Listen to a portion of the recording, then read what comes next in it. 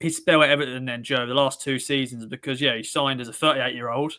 Now he's obviously 40 joining Town, but he's played 70 games in total, 32 games in the Premier League last season, I think 31 the season before that.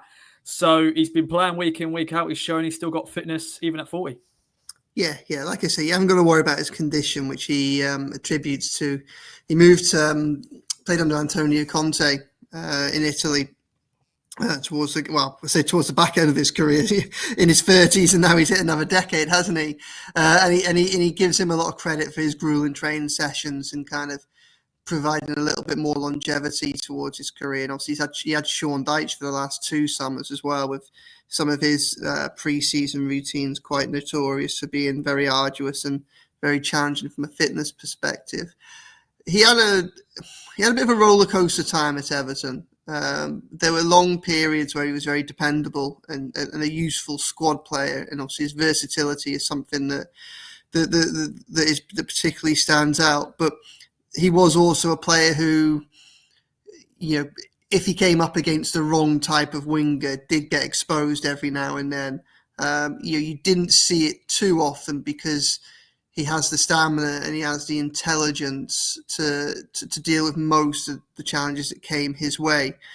But every now and then he got exposed and was left wanting a little bit. And every time you started with him, you're always a little bit like, which one are you going to get?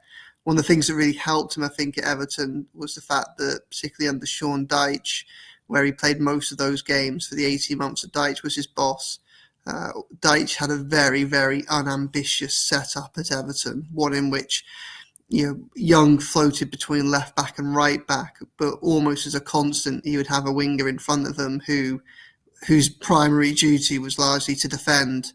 I'm sure some of your fans will have seen a bit of Everton over the last 2 years, but certainly for that Sean Dyche period, it was a lot about staying in the Premier League, being hard to beat, and basically scavenging what you could get on the odd counter attack and from an attacking set piece.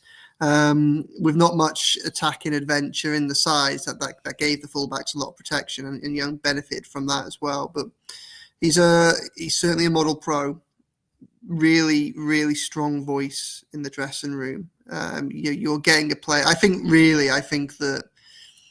Moyes probably would have kept him this season if he could have found a way in which it made sense, but it just didn't make sense because Everton have a number of elder statesmen in the club already. They basically have slightly better versions that are already staying on at the club beyond perhaps their best days.